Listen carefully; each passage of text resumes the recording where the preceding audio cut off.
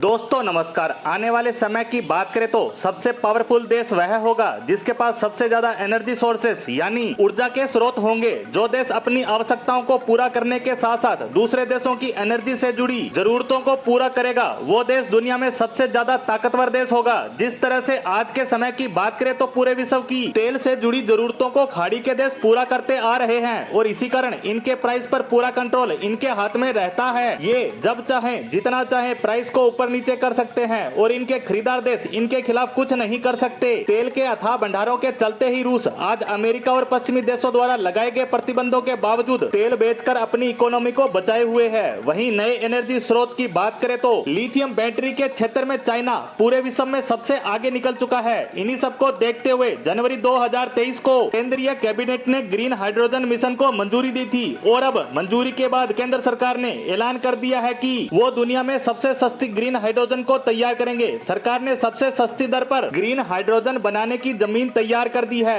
ये ऐलान बिजली और नवीकरणीय ऊर्जा मंत्रालय आरके सिंह ने ग्रीन हाइड्रोजन पर अंतर्राष्ट्रीय कॉन्फ्रेंस में किया। भारत की बात करें तो वह सौर पवन व दूसरे रिन्यूएबल ऊर्जा सेक्टर में चीन के बाद सबसे बड़ा बिजली उत्पादक देश बनने जा रहा है और साथ ही यहाँ सबसे सस्ती दर पर रिन्यूएबल ऊर्जा का निर्माण भी होगा। ऐसे में भारत ग्रीन हाइड्रोजन बनाने के लिए सबसे ज्यादा जरूरी गैर पारंपरिक स्रोतों से बिजली की आपूर्ति बहुत ही सस्ती दर पर करने में सक्षम है। इस आधार पर बिजली मंत्री ने ग्रीन हाइड्रोजन सभी रिन्यूएबल सेक्टर की ऊर्जा कंपनियों को भारत में निवेश करने के लिए आमंत्रित किया। भारत को एनर्जी सोर्सेस का केंद्र बनाने के लिए भारत सरकार ने कुल 19,744 करोड़ रुपए को मंजूरी दी है, जिसमें से स्ट्रेटेजिक इन्वेंशन के लिए 17,490 करोड़ रुपए आवंटित हुए। सरकार का मिशन है देश और दुनिया के लिए भारत को ग्रीन हाइड्रोजन का हब बना दिया जाए, जिससे भारत उत्पादन, उपभोग और निर्यात में दुनिया में सबसे अव्वल बन सके। इसके मिशन के तहत 2030 तक 50 लाख टन ग्रीन हाइड्रोजन बनाने का लक्ष्य रखा गया है।